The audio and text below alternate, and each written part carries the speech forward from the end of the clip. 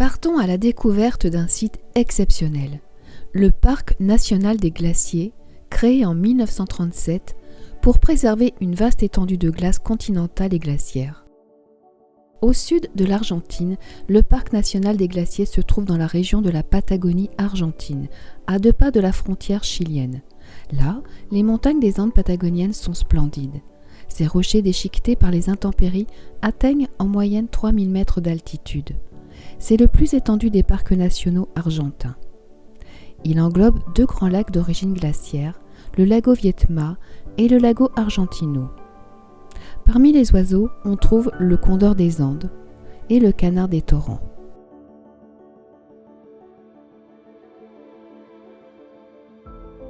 Il est possible d'observer l'emblématique Huemul.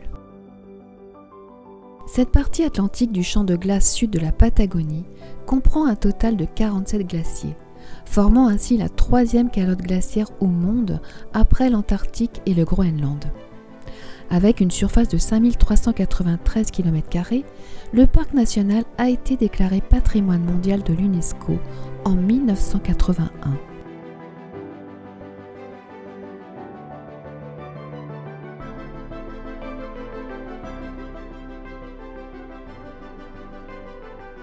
Nous partons d'El Calafate et entrons par la partie sud du parc dans la zone du lago Argentino.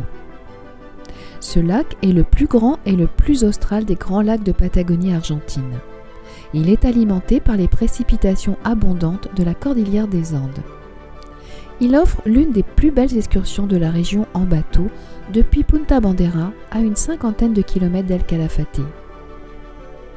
La navigation entre les icebergs à la dérive, sculptée par l'eau, est impressionnante. Le bateau remonte plusieurs bras pour approcher le glacier Spegazzini, accosté dans la baie d'Onelli, passer devant le célèbre Perito Moreno et l'Uppsala.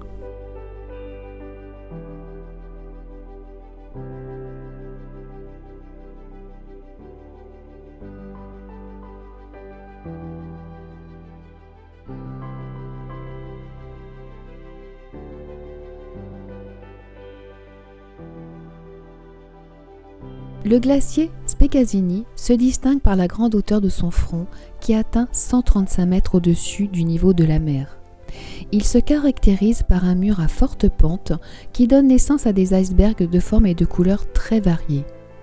Le glacier est bien soutenu par le fond du lac dont la profondeur dans cette zone est d'environ 150 mètres. Il doit son nom à Spegazzini, botaniste et mycologue italo-argentin.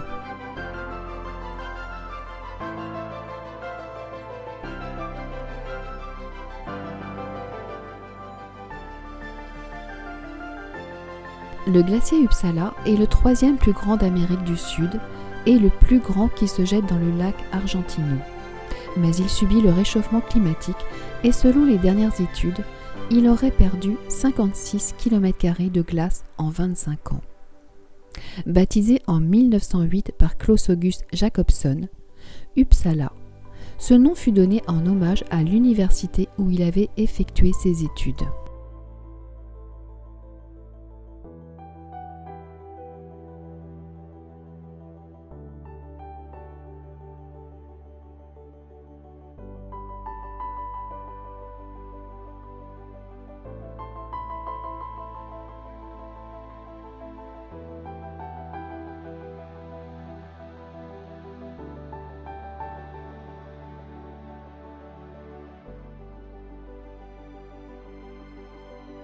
Et enfin, le Perito Moreno, le glacier le plus célèbre du parc national Los Glaciares et de Patagonie, avec une superficie de glace de 250 km², une longueur totale de 35 km et un équilibre dans la masse de glace. Il offre un spectacle extraordinaire avec ses couleurs bleues irréelles. Il est en mouvement constant puisqu'on estime qu'il bouge de 2 mètres chaque jour. Ce qui est assez exceptionnel, c'est que ce glacier défie la fonte des glaces. C'est le seul à ne pas se réduire. Il est à cheval sur 2 lacs qui communiquent le lago Argentino et le Brazo Rico.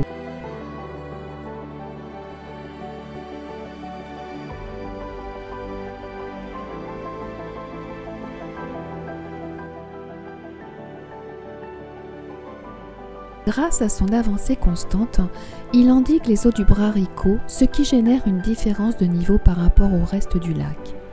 En raison de la pression de cette masse liquide, des fuites dans la glace se produisent, créant un tunnel avec une voûte de plus de 50 mètres. Elle finit par s'effondrer, offrant un spectacle naturel insolite. Un sublime monument de la nature. Se retrouver face à cette beauté est une expérience unique. Il est difficile de mettre des mots. Un moment fort de notre séjour en Argentine. Son nom honore Francisco Moreno, directeur du musée de la Société scientifique argentine et explorateur actif de la partie sud de ce pays.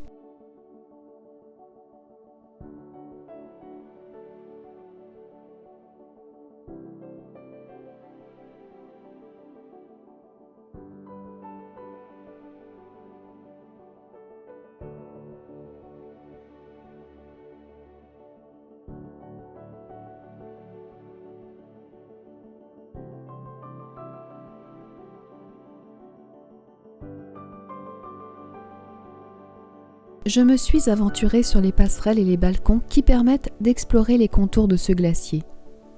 C'est un monument de glace millénaire, gigantesque. Une rivière figée par le froid. Le blanc éclatant contrastant avec le turquoise des eaux et les vertes montagnes aux alentours. C'est un spectacle unique. Régulièrement, le glacier craque, gronde. Parfois, ce sont des pans entiers de glace qui s'effondrent, formant une grande vague.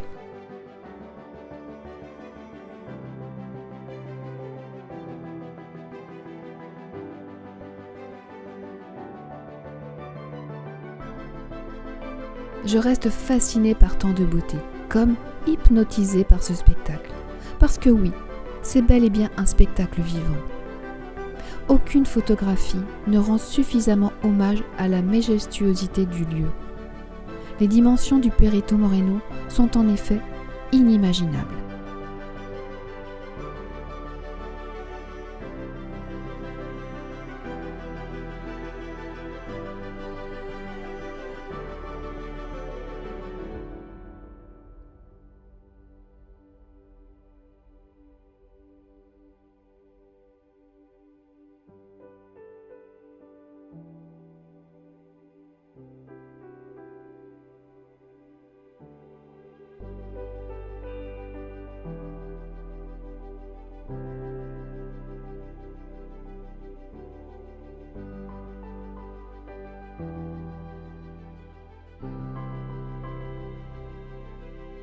Un grand merci à ma fille Marion pour ce magnifique voyage en Argentine, à l'occasion de ses défis sportifs en eau froide.